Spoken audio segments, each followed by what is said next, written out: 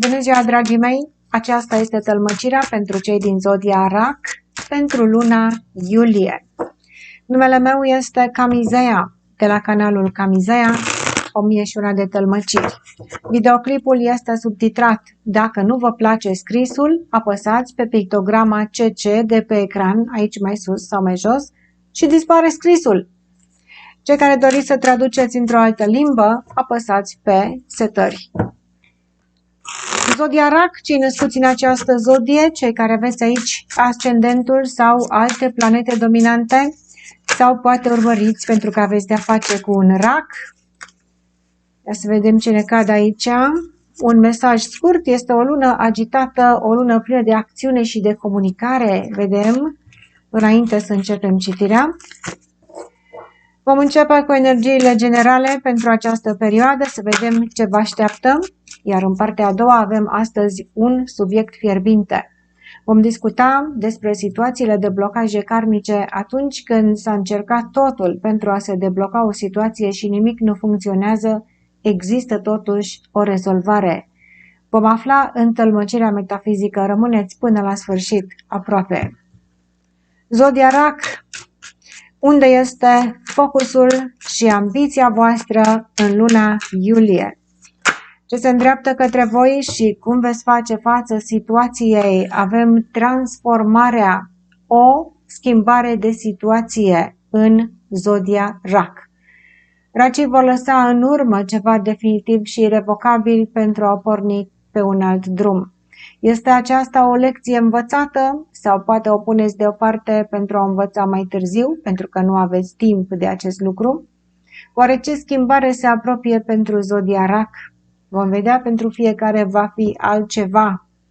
Ori renunțați la ceva care nu funcționează, ori se încheie un ciclu karmic aici, simt totuși că lecția nu este definitiv învățată pentru mulți dintre voi și probabil că ați primit o perioadă de timp pentru a vă ocupa de această problemă și pentru că nu s-a rezolvat, acum intervine destinul și vă pune pe un alt drum.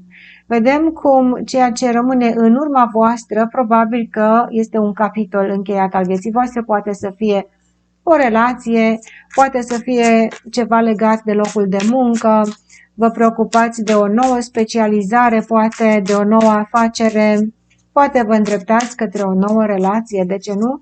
Indiferent ce domeniu al vieții voastre este aspectat cu această energie, voi va trebui să urmăriți firul poveștii voastre, pentru că văd foarte mult în cărțile de tarot și deja avem această arcană majoră, transformarea, care ne spune foarte, foarte mult. Pentru unii va fi mai mult, pentru alții va fi mai puțin, lucruri importante sau lucruri minore. Poate să strică un obiect care trebuie aruncat, care nu doreați să-l aruncați. Iată, a venit momentul să cumpărați un obiect nou. A venit momentul să faceți o curățire generală, poate în casa voastră, la unii dintre voi, sau poate în anturajul vostru. Dispare cineva. Avem 8-ul de monede în poziție dreaptă, voi vă veți vedea în continuare de treaba voastră. Mai avem aici ucenicul. Ucenicul ne arată o persoană care își schimbă profesia, care învață ceva nou, pentru că în ceea ce a fost implicat, lucrurile nu au funcționat. Vedem cum ceva nou vă preocupă. Ori v-ați săturat de o situație din viața voastră și renunțați voi de bunăvoie la această situație, dar nu se face mare publicitate. Se pare că deocamdată doar vă orientați singuri într-o altă direcție pentru a cerceta lucruri noi, până când să anunțați pe față această schimbare definitivă. Cineva se preocupă în obscuritate pentru a face această schimbare. Dar ia să vedem, vine destinul și o face pentru voi sau o faceți voi singuri? Se cere schimbarea. Avem 6 de bâte. O victorie se așteaptă la această schimbare, dar oare ceea ce renunți și lași în urma ta, ești pregătit tu să lași ceva în urma ta definitiv și irrevocabil? Pentru că îți dorești să ai o victorie în situația nouă care se deschide în viața ta, deocamdată te preocupi și cercetezi aceste lucruri și avem asul de spade. Această decizie, când o vei lua, Va fi o decizie definitivă. Este posibil ca unii dintre voi să luați această decizie definitivă în luna iulie, dar cu condiția ca ceea ce se deschide în fața voastră nou să vă ducă la o victorie. Iată, voi condiționați această decizie. Nu o luați oricum. Racul încheie un capitol, însă unii dintre voi veți mai sta ușor pe gânduri înainte să încheiați acest capitol. Vă veți mai preocupa ușor, aveți o ușoară nesiguranță. Oare acolo unde voi merge o să-mi fie mai bine? Asta este întrebarea pentru luna iulie. Ce rămâne în urma voastră? Ia să vedem. Ce lăsați în urmă? Asul de cupe. Ori este o chestiune la care ați avut mari așteptări emoționale și nu ați fost satisfăcuți din punct de vedere al sentimentelor voastre. Sau este o iubire în care v-ați pus foarte, foarte multe speranțe, mai ales dacă această iubire a fost nouă. Persoanele care ați intrat în relații noi de scurtă durată și ați fost dezamăgiți, este posibil să nu vă mai doriți să rămâneți aici, dar la fiecare, așa cum v-am spus, este o situație diferită. Dacă este vorba despre un loc de muncă, nu te satisface emoțional acest loc de muncă și vrei să faci o schimbare, va trebui să te perfecționezi, să înveți ceva nou pentru a reuși să mergi mai departe către o victorie. Este clar, asul de spade ne arată ceva care are de-a face cu o evoluție a ta profesională, intelectuală, de ce nu?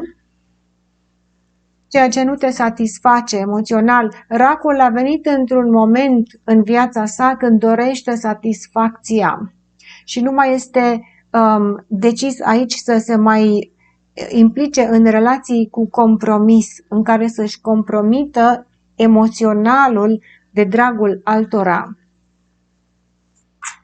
Asul de cupe rămâne în spatele vostru. Satisfacția pe care o doriți trebuie să fie mare. Nu acceptați jumătăți de măsură cu riscul de a renunța la anumite chestiuni din viața voastră. Asul de bâte în poziție răsturnată. Clar, cine a avut un început de drum într-un anumit domeniu din viața sa, fie că este iubire, fie că este o mutare, o acțiune pe care trebuia să o facă și vă veți răzgândi înainte să ajungeți prea departe în această chestiune. Pentru că deja simțiți că acolo nu merg lucrurile și vă doriți acea victorie. Se va lua o pauză de la un început de drum care l-ați avut în mare forță. A fost acest început de drum, deci avem doi ași, unul lângă altul, în spatele vostru, satisfacția emoțională și acțiunile voastre. Dacă acțiunile voastre nu vă satisfac, oamenii uneori se gândesc oare să fac un anumit lucru sau să nu-l fac. Și pentru că aveți o îndoială emoțională, veți fi foarte, foarte hotărâți să nu-l faceți. Este vorba de iubire, un pas înainte într-o relație de scurtă durată, un pas înainte într-o afacere, o investiție, o vânzare, poate să fie vorba despre orice. Șasele de cupe în poziție răsturnată este ceva la care poate ați ținut, poate că v-ați făcut speranțe și veți tăia atașamentele emoționale, vedem.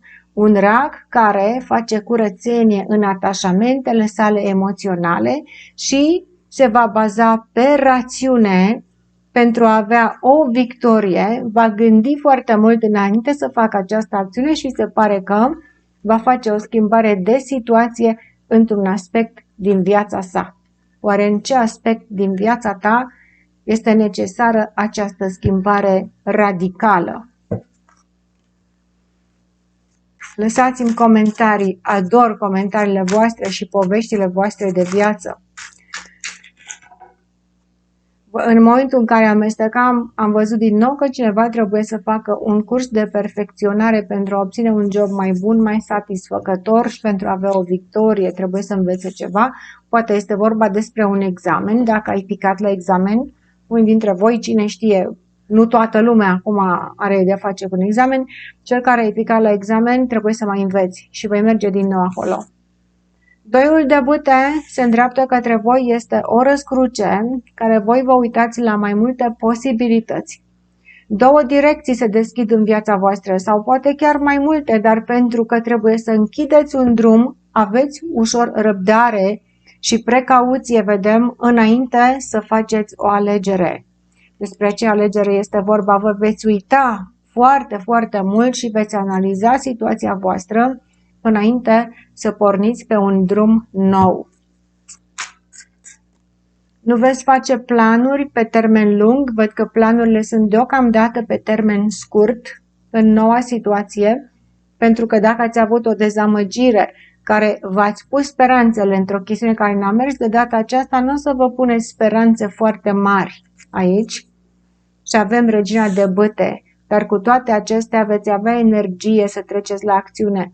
Veți fi entuziasmați dacă sunteți bărbați, veți avea de-a face cu o femeie pasională, o femeie energică, care se descurcă în orice situație, poate este la un loc de muncă, poate este o șefă, o vecină, o persoană din familia voastră, de ce nu, poate chiar o iubită pentru unii dintre voi. Mai vedem dacă tu ești femeie și ceva în viața ta nu a mers, vei încheia un capitol acolo, pentru că de acum încolo te vei pune pe tine pe primul loc. Asta nu înseamnă neapărat că te desparți de cineva, că divorțezi, nu interpretați voi greșit aceste mesaje. Înseamnă doar că se încheie un capitol în viața ta în care ai avut o nesiguranță despre tine. De ce nu poate chiar o despărțire la foarte puțin dintre voi, numai ce care este cazul? Dar această femeie începe o nouă viață, cu o nouă energie și este hotărâtă de acum încolo să aibă un succes.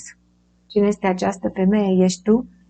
Iată, vei privi către viitorul tău pe termen scurt cu un mare, mare entuziasm, vei gândi lucrurile în amănunt, nu te vei arunca așa cu capul înainte, dar nici nu vei sta pe loc, pentru că te-ai săturat să mai ai aceste blocaje.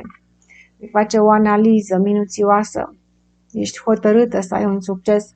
Dacă este vorba despre un loc de muncă, și acolo femeile sunt hotărâte, iată, au energie să muncească. Este vara, acum toată lumea e în vacanță și această femeie, mai ales dacă ea este o femeie de afaceri, va începe o afacere nouă.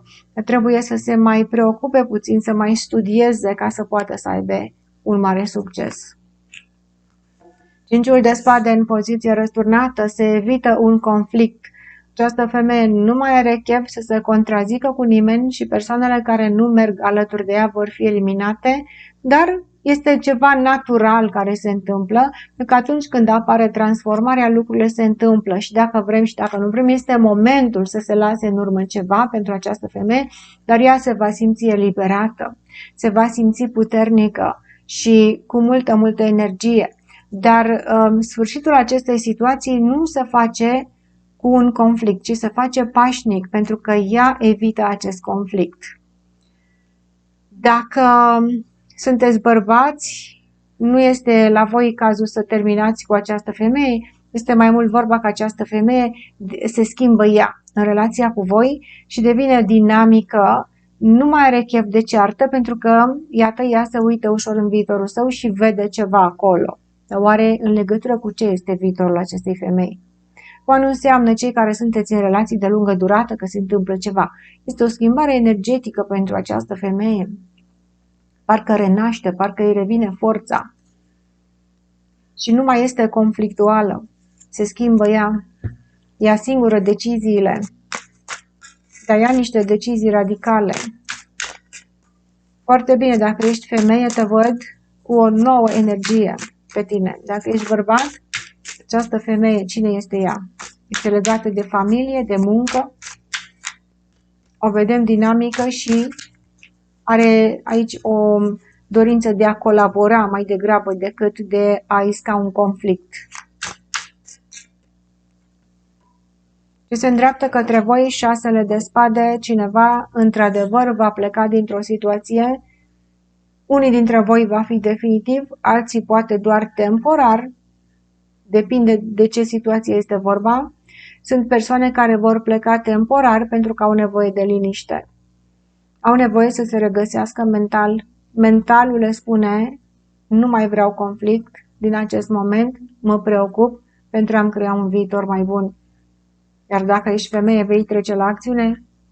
Dacă ești bărbat, deocamdată nu ne-a căzut persoana masculină, dar pentru tine văd aici o relație mai bună cu femeia din viața ta sau la locul de muncă. Chiar dacă poate pleci dintr-o relație sau pleci dintr-o casă, pleci la poate la un job temporar, acolo vei întâlni persoane dinamice. Regina de bâte poate să însemne și o persoană de afaceri. Dacă sunteți bărbat, nu este neapărat iubita voastră, dar de ce nu, pentru anumiți bărbați poate să fie și o amantă focoasă. Ce zici? Este ea o amantă? Depinde de situația voastră. Ceva pleacă pentru a se regăsi, pentru a se liniști, pentru a se preocupa mai mult de sine.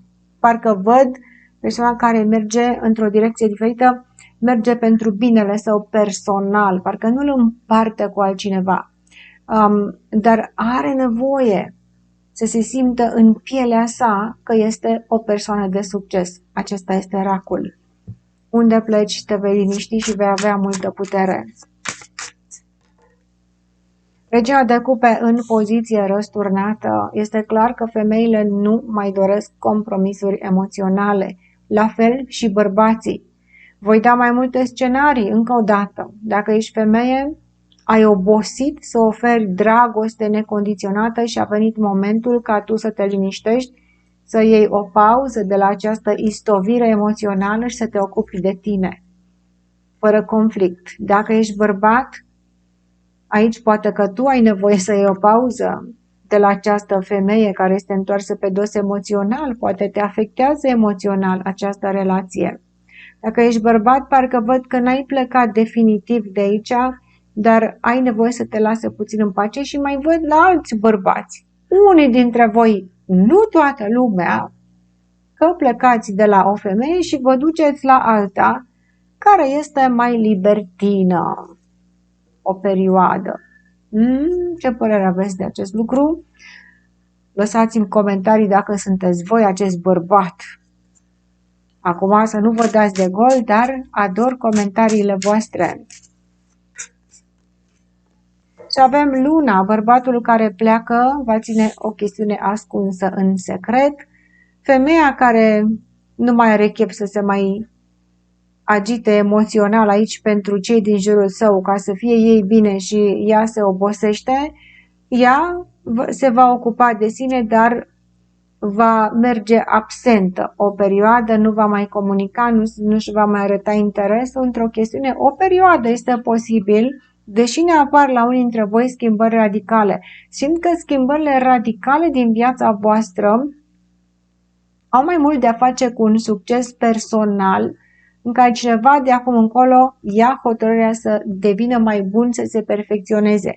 Dar, pe de altă parte, în relațiile emoționale, văd persoane care, deși s-au săturat și spun că nu mai vor, pleacă doar temporar, energetic, poate doar emoțional, se desprind din anumite chestii ca să vadă cum ar fi dacă se îndreaptă către o altă relație, cum ar fi. Ori poate sunt doar duși așa cu dorința de a pleca de undeva și încă nu trec la acțiune unii dintre voi, pentru că vedem luna, lucrurile ascunse, lucrurile care se întâmplă în obscuritate. Aici cineva se gândește poate să plece o perioadă dintr-o relație. Ia să vedem. Temerile racilor pentru luna iulie. Cavalerul de cupe, dragostea se află în temerile voastre. Într-adevăr, ceva vă preocupe pe voi emoțional. Dacă la tine în relația de iubire sau de căsătorie lucrurile sunt ok, poate că doar ai obosit aici sau se întâmplă niște evenimente datorită cărora va trebui să te desprinzi emoțional de o chestiune. Poate sunt niște probleme familiare aici pentru voi. Nu trebuie să luați aceste mesaje acum că se aplică la toată lumea. Dragostea este în temerile racului, promisiunile, clar dragostea se află. Dar de ce se află dragostea în temerile voastre? Este pentru că se pare, o văd aici o femeie care a obosit categoric emoțional, își dorește să fie mai pasională, să se ocupe mai mult de ea, poate face o schimbare de dietă, de cine știe. O văd foarte activă și mai puțin implicată emoțional. Dacă sunteți bărbați, poate că ați obosit să mai stați după toanele partenerii de viață și luați o pauză. Nu înseamnă că divorțați sau plecați, înseamnă că luați o pauză de la aceste comunicări și de la a-i acorda atenție prea multă acestei femei, mai ales dacă ea se află în casa voastră. Să vedem. Patrul de cupe răsturnat. Patrul de cupe răsturnat înseamnă acea iubire pe care o acceptăm din plictiseală. Cade aici în temerile voastre. Clar, racul își dorește împlinire emoțională, fie că sunteți bărbați sau femei. Fie că este pe dragoste sau pe afacere, pe loc de muncă, pe relații de prietenie, racul își dorește acea satisfacție emoțională și va trebui să întoarcă spatele unei anumite situații, permanent sau temporar, desprindere emoțională, desprindere mentală. Vom vedea în continuare care sunt deciziile conștiente pe care le va face racul în luna iulie. Dacă vă plac aceste citiri și ați urmărit până aici, lăsați un comentariu de apreciere. Mă bucur enorm când primesc comentariile voastre. Dați un like dacă vă place și nu uitați să vă abonați. Mă ajutați pe mine în felul acesta. Știu că sunteți abonați la 7000 de canale și nu mai aveți nevoie de încă unul. Este gratis pe canalul Camizeu Mirșane Tălmăciri. Abonați-vă ca să puteți susține munca și eu să pot veni aici pentru voi gratis în continuare. Dacă doriți să apelați la consultații personale, mă întrebați cum mă găsiți. Nu mă căutați după nume, pentru că se fură numele. Eu am postat în descrierea videoclipului meu de mai jos linkul meu direct de Messenger, unde îmi puteți trimite mesaj. Ofer consultații foarte, foarte detaliate, cu durată și până la 2 ore, față în față, virtual, bineînțeles, în funcție de timp. Dar haideți să vedem racii, zodia rac. Abordarea conștientă. 9 de cupe. Foarte frumos, vă veți preocupa de bunăstarea voastră și nu de bunăstarea altora. Asta este, a venit momentul ca să facă această schimbare. În loc să-i mulțumim pe cei din jurul nostru, trebuie să ne mulțumim pe noi înșine. Un rac care se trezește și mai ales dacă sunteți femeie, văd aici că veți face o schimbare de dietă ceva, doriți să aveți mai multă energie și în loc să vă consumați energia în lucrurile toxice, văd că vă întoarceți atenția către voi și faceți ceva pentru voi.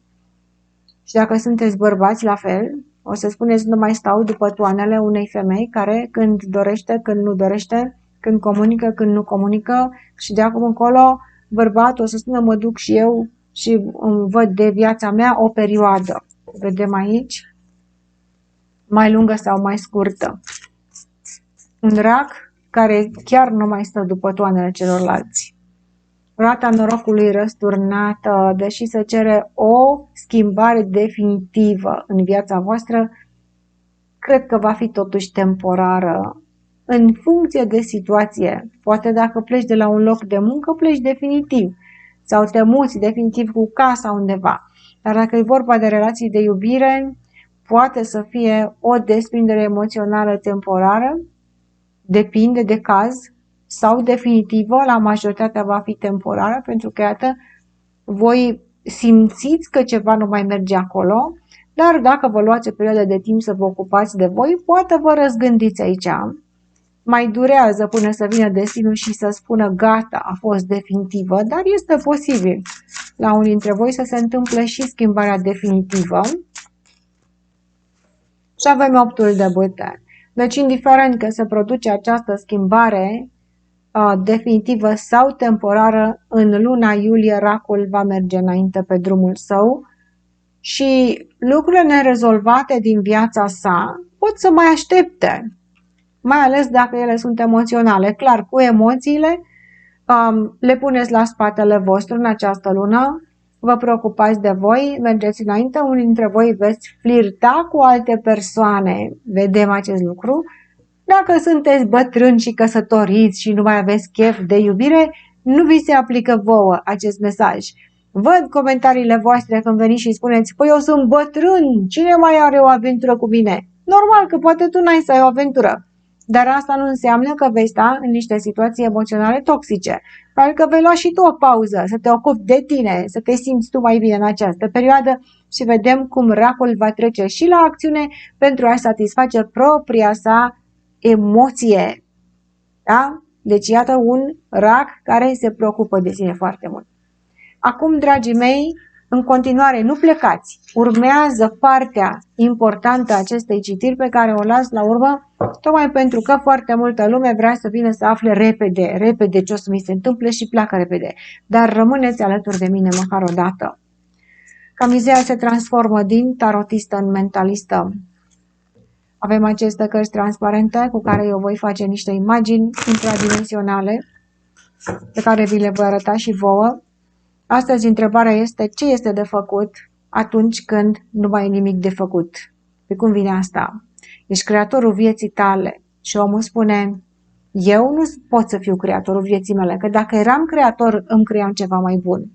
Cu adevărat ești creatorul propriei tale realități, destinul are ceva de spus, dar există o energie care trebuie să funcționeze împreună cu liberul nostru arbitru.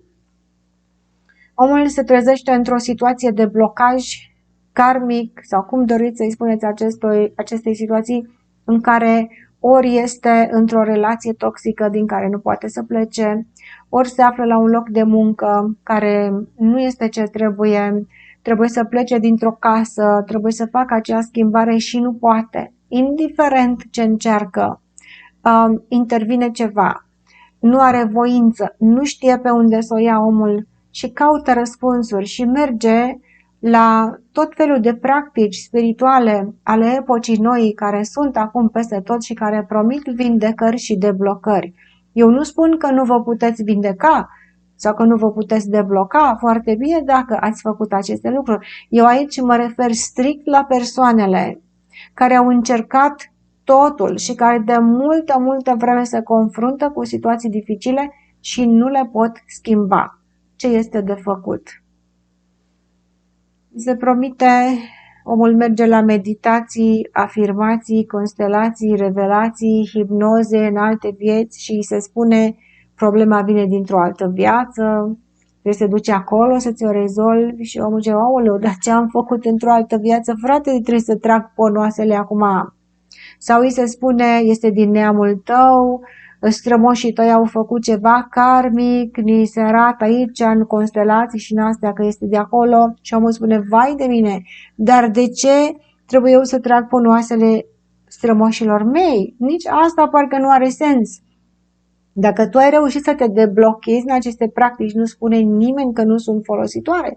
Cunosc terapeuți foarte experimentați care au rezultate excepționale cu aceste practici. Aici vorbim cu oamenii care nu au reușit să se deblocheze cu absolut nimic, da? Și pentru ei ce trebuie făcut? Dacă te afli într-o situație abuzivă în care există violență fizică, există o lege lumească, se numește justiția lumească și anume autoritățile care te pot ajuta, trebuie să apelezi la autorități. Dar dacă nu este vorba despre un pericol fizic și ești doar într-o relație karmică cu un narcisist, cum vă place vouă să spuneți, sau cu cineva de care nu poți efectiv scăpa și ori de câte ori ai luat această decizie să te desprinzi în această relație, nu ai reușit, fie că este o căsătorie, sunt copii la mijloc, există probleme materiale, case, omul are dorința să plece și nu poate. Atunci spune, de ce mi se întâmplă aceste lucruri? Este un blestem? Este ceva karmic și eu sunt menit să stau și să sufăr toată viața? Nici de cum. Rezolvarea este în felul următor. La fel și pentru locurile de muncă. Că trebuie să pleci, poate nu ai abundență în viața ta și tot ceea ce faci nu reușești să ai un venit care să-ți asigure un trai așa cum trebuie. munca ta este consumată în zadar, nu reușești să câștigi bani și te întrebi de ce alții câștigă atât de ușor și eu nu câștig și ți se promite la anumite practici că tu trebuie să-ți lași acest loc de muncă și să te duci undeva unde să fii liber profesionist, să-ți folosești talentele tale vindecătoare, dar omul spune, bun, și cu talentele mele ce fac pentru că mie îmi trebuie bani. Sunt foarte mulți artiști care mor de foame. Ideea este ca noi să facem bani din munca noastră. Da? Și munca noastră să fie răsplătită așa cum trebuie. Poate trebuie să mai înveți ceva pentru un job mai bun.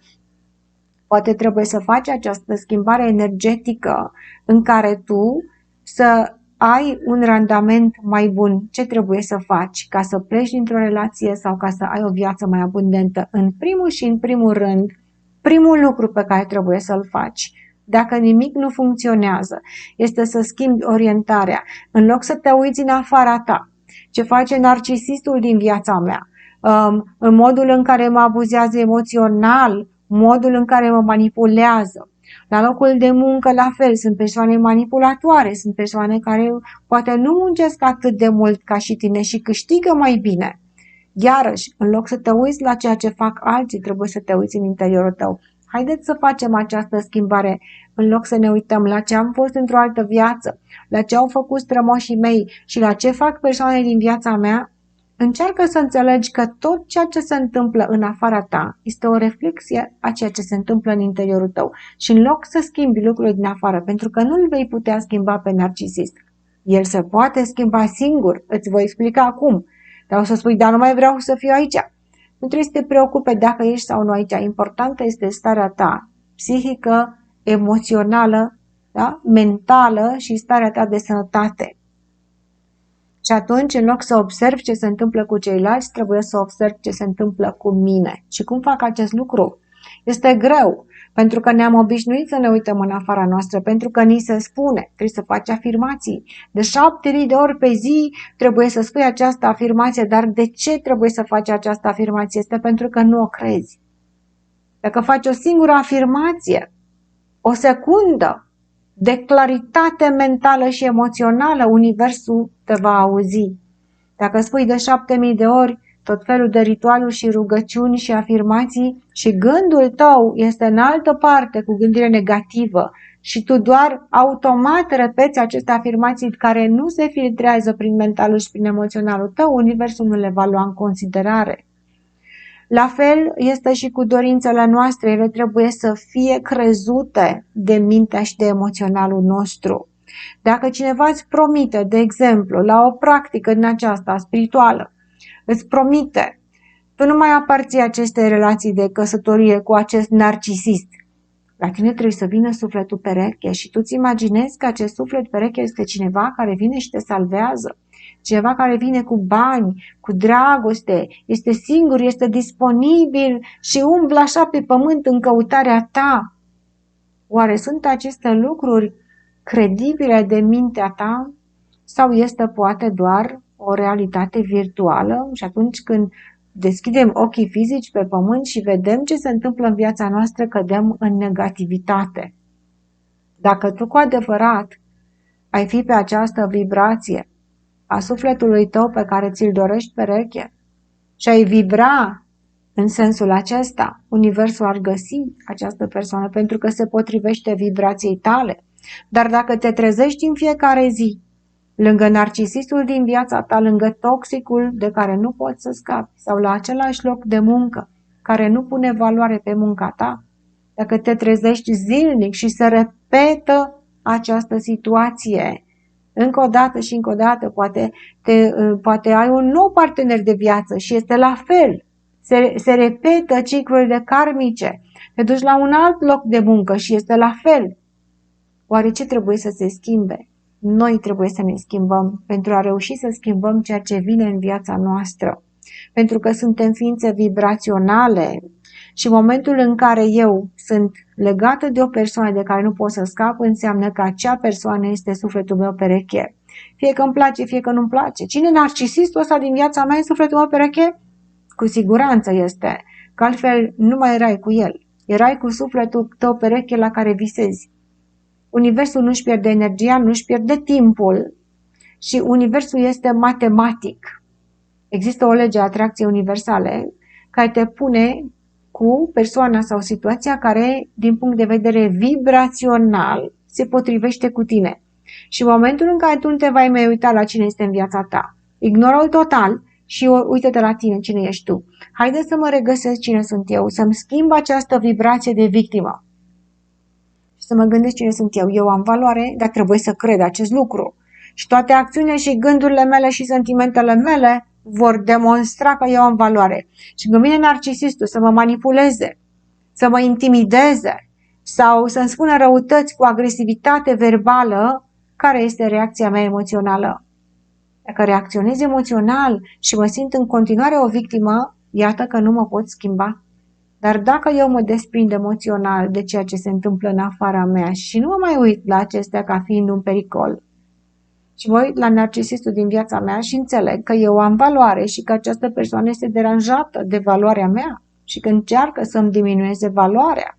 Eu înțeleg că am valoare și că acest loc de muncă nu-mi vede valoarea mea, dar eu trebuie să demonstrez universului că am valoare prin faptele mele, prin mentalul meu, prin emoționalul meu și prin faptul că mă desprind de ceea ce este în jurul meu și care nu-mi validează această valoare.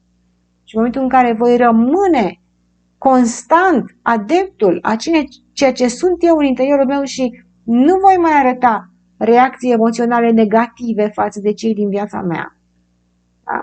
Atunci universul mă va crede. Și ori narcisistul își va schimba energia și voi avea o viață mai bună cu această persoană, ori va dispărea. La fel și cu locul de muncă. Voi reuși să merg la un loc de muncă care îmi va da o satisfacție mai mare. Voi lua acel examen, voi lua carnetul de conducere, voi face schimbarea de casă, voi pleca nu știu unde. Deci toate situațiile se bazează pe aceeași tehnică. Haideți să vedem ce ne spune tarotul. Bineînțeles că nu putem spune la toți zodiarac ce să faceți la fel, pentru că nu aveți viața la fel. Trebuie analizată situația karmică, tiparul karmic foarte amănunțit, ca să determinăm care este pasul următor pentru voi. Dar, în mod general, vom spune acum ce ne zice mintea superioară despre situația racului, mentalul vostru. Ia să vedem. Avem doiul de cupe. Exact ce vă spuneam, mentalul vostru trebuie să înțeleagă că persoana cu care sunt în acest moment, fie că e la loc de muncă, fie că e familie, fie că este iubire, este egalul meu. Este la același nivel cu mine. Și dacă nu-mi place cu ce sunt, trebuie să-mi schimb eu nivelul. Da? Deci mental trebuie să înțelegeți. Și să acceptați acest lucru. Acceptarea iarăși este foarte importantă. Pentru a putea schimba o situație trebuie să acceptăm. Accept că eu sunt în această relație toxică. O accept. Și acum ce fac? Pentru că o accept și nu mai fug de ea. Mă schimb eu.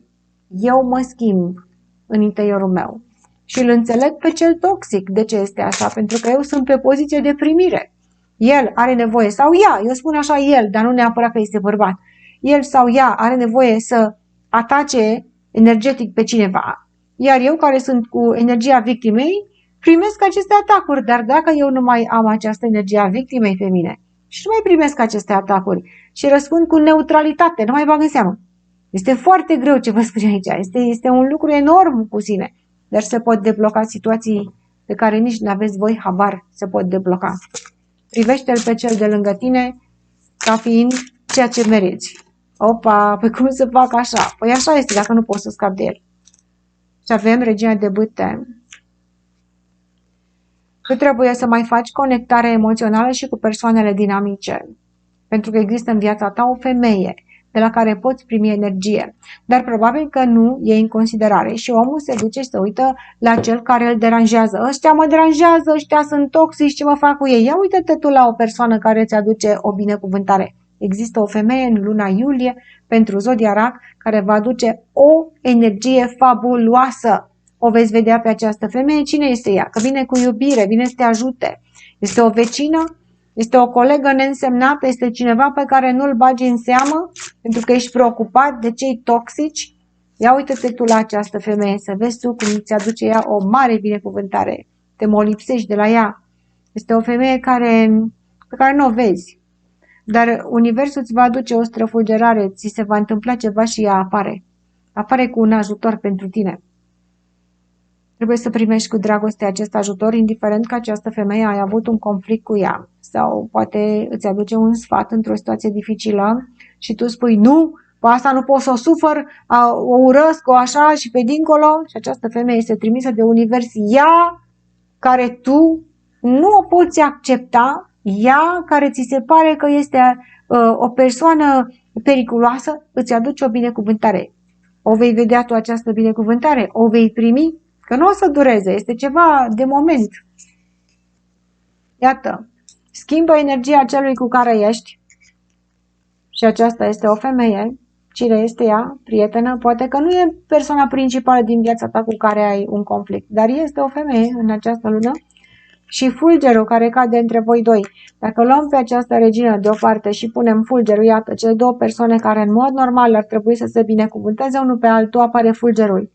Niște chestiuni mentale, de orgoliu, ambițioase care îi desparte, dar cu toate acestea, această femeie vine să te ajute. Ce vei face tu? Vei scăpa de acest fulger? Vei da această barieră la o parte mental și vei aduce o mulțumire și o binecuvântare?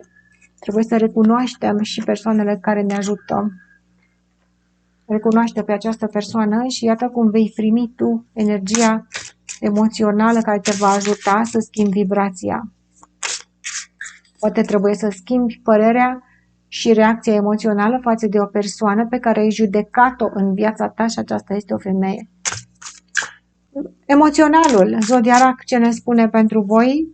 Avem 8-ul de spade, un blocaj pe care l-ai într-adevăr emoțional, dar mai are de-a face cu gândirea ta care este blocată emoțional. Spui, cum să pot eu să ofer niște emoții pozitive acestei persoane care mi-a făcut, care mi-a adres, trebuie să ofer emoții pozitive, pentru că dacă oferi emoții negative, te ține blocat în tiparul karmic și nu vei putea să evoluezi de acolo. Dar cum să fac să ofer emoții pozitive cuiva care poate m-a rănit, care poate a spus niște răutăți? Tehnica este următoarea. Dacă nu poți să oferi o emoție pozitivă, oferă-i 0 emoții. Este mai bine să nu ai nicio reacție emoțională decât să ai o reacție negativă. Fă pasul acesta. Pentru că de acolo vin blocajele tale emoționale, din negativitate. Inima noastră naște iubirea sau naște negativitatea. Ești în control asupra inimii tale. Ce naști pentru persoana de lângă tine? Fie că este toxică persoana, nu mă interesează. Ce naști în inima ta? Persoana vine să te stimuleze și tu naști în inima ta. Ura, invidia, gelozia sau naști în inima ta o acceptare, o înțelegere, este o persoană deranjată, asta este, pe mine nu mă deranjează, poate să fie cum o fi, este greu să faci acest lucru, atunci poți să oferi acestei persoane 0 emoții. Nu mă interesează. Și indiferent ce face, poate să se agite în jurul meu, eu nu am nicio reacție emoțională. Wow, ce greu este! Dar cât de multe chestiuni se pot debloca în felul acesta.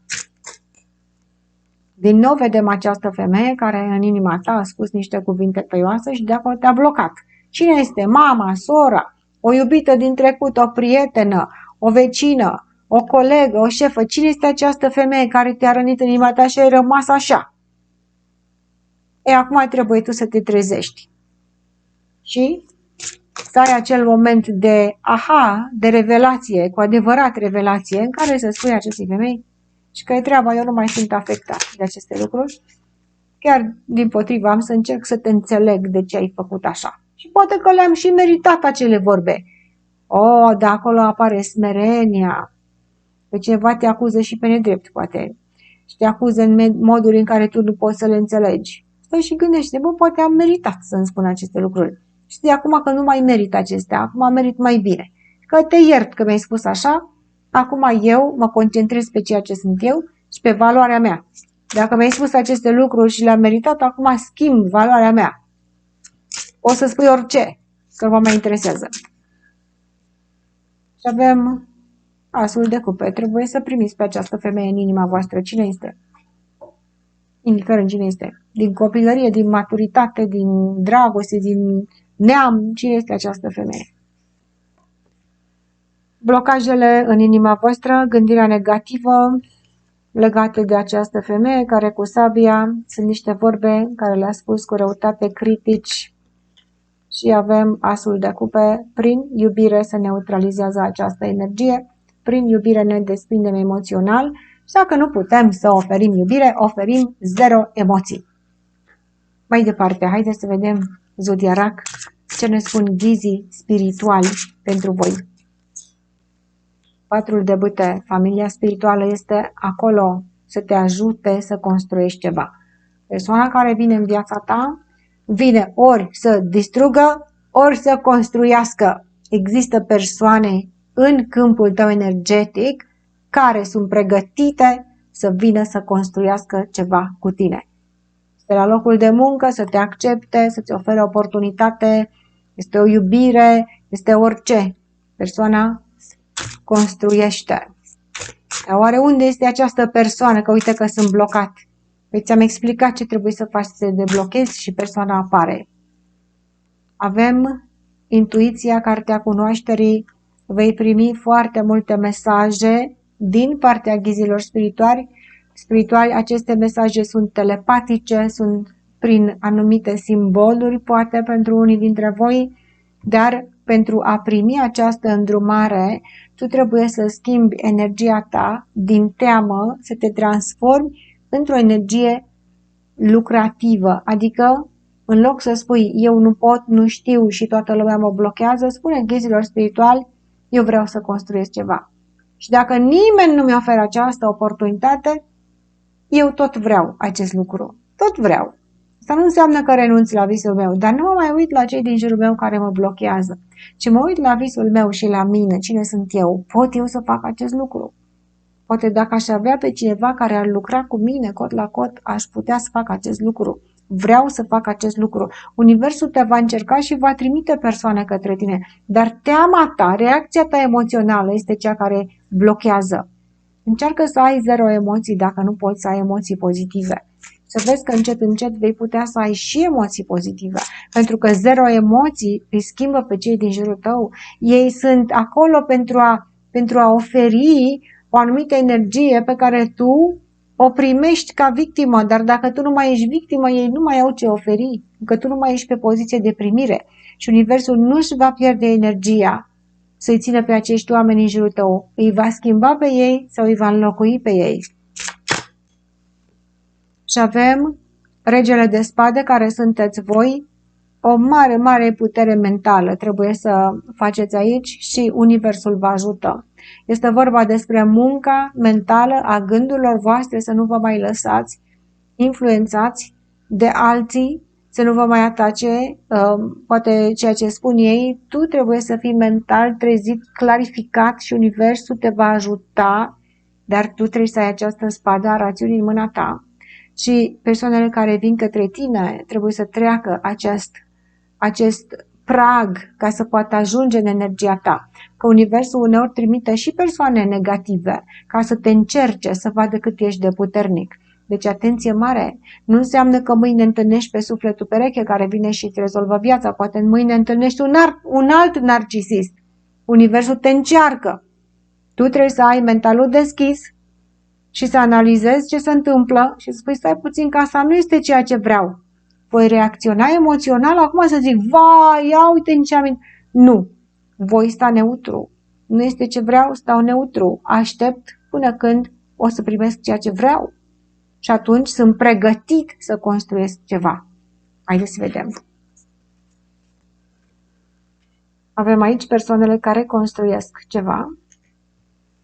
Avem cartea cunoașterii, este intuiția voastră în care Universul vă ajută pe drumul acesta să găsiți persoanele cu care construiți, dar asta înseamnă că și voi, avem regele de spade, trebuie să aveți mintea trează. Universul te ajută, dar mentalul tău trebuie să fie deschis, trebuie să fie clar, trebuie să fii deconectat emoțional de la lucrurile care te deranjează și tu să-ți folosești rațiunea și abilitatea ta critică în fața unei situații pentru a o putea analiza și pentru a putea găsi aceste soluții pe care Universul te va ajuta să le găsești cu mintea limpede. Dacă ați urmărit până aici, vă rog, lăsați-mi un comentariu ca să mă bucur și eu de acest lucru. Vă mulțumesc pentru atenție, la revedere!